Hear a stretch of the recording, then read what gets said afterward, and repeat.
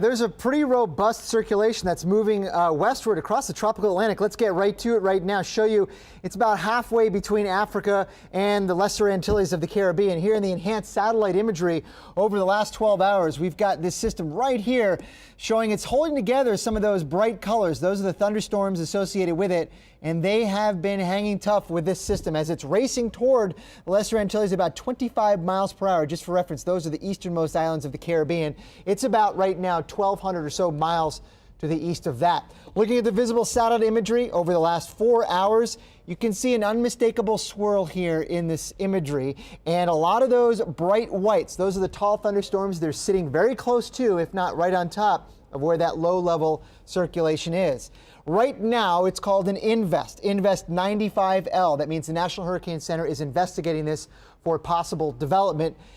The reason why it's an invest and not more than that is because the data does not yet show a west wind on the south side of this system. If they do find a west wind later, if later on we see data that shows that, it will likely be upgraded to a tropical depression or perhaps even a tropical storm, because look, the winds right now are estimated already at 35 miles per hour. That's just 4 miles per hour shy of tropical storm strength.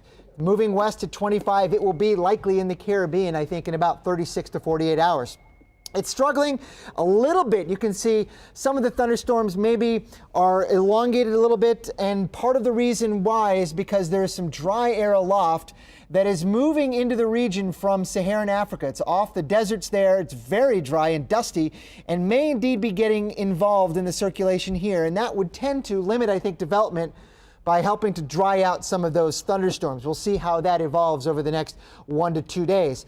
But soon enough, I think maybe early in the week at some point, it will begin to move away from that dry air and continue on west-northwestward toward more humid air mass in the Caribbean, thanks to a steering pattern that will be largely controlled by this high-pressure system in the western Atlantic. And the clockwise flow around that will basically direct 95L, or whatever becomes of it, in that direction. And so really it's got nowhere to go but westward or slightly west-northwestward into the Caribbean early in the week. This is one model's forecast of the track of 95L, and I think it's a pretty good representation of what we expect. Let's start it off this afternoon here with the L, and the area shaded, that's just a measure of spin that I'm using to identify it and track it along the way during the next couple of days. As we move to Monday, Tuesday, you can see it moves into the Caribbean and near Hispaniola on Wednesday.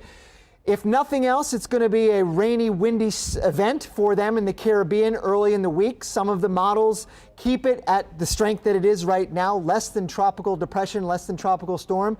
But there are some models I want to point out that do strengthen this into a tropical storm.